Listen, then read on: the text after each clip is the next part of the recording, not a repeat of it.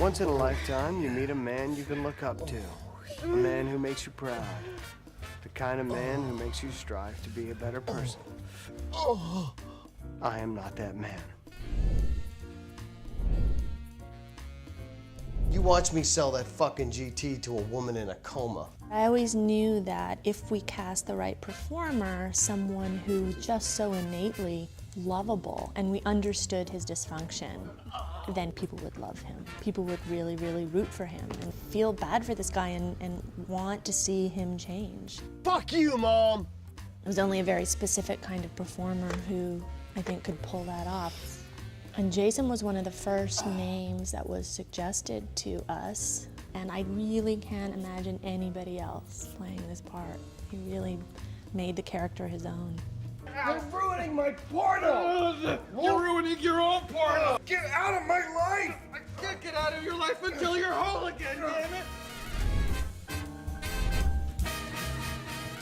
Like you thought that maybe your accidents stirred something inside of you, like perhaps your conscience?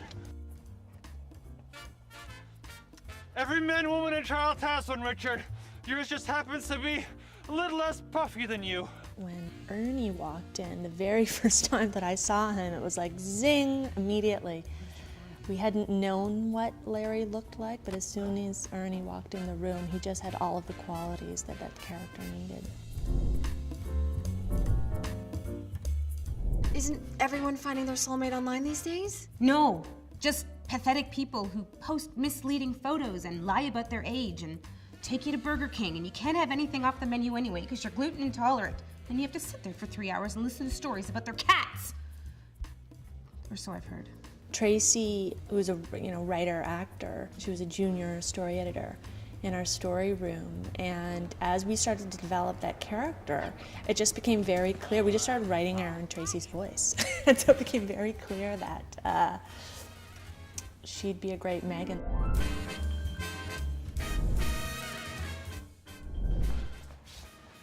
Where is that cauterized hemorrhoid? Are you talking about Richard, sir? Who else would I call a cauterized hemorrhoid? Everyone? Whoever played Ken had to be that much more reprehensible than Fitz for us to understand why we need to care about, the son. And so Peter MacNeill, he read for this, and he's just got this fantastic gruffness and gravita, and he really understood the comedy of it. It's me, Mom. Your son. Oh, we're playing the mommy game? I'll be your mommy.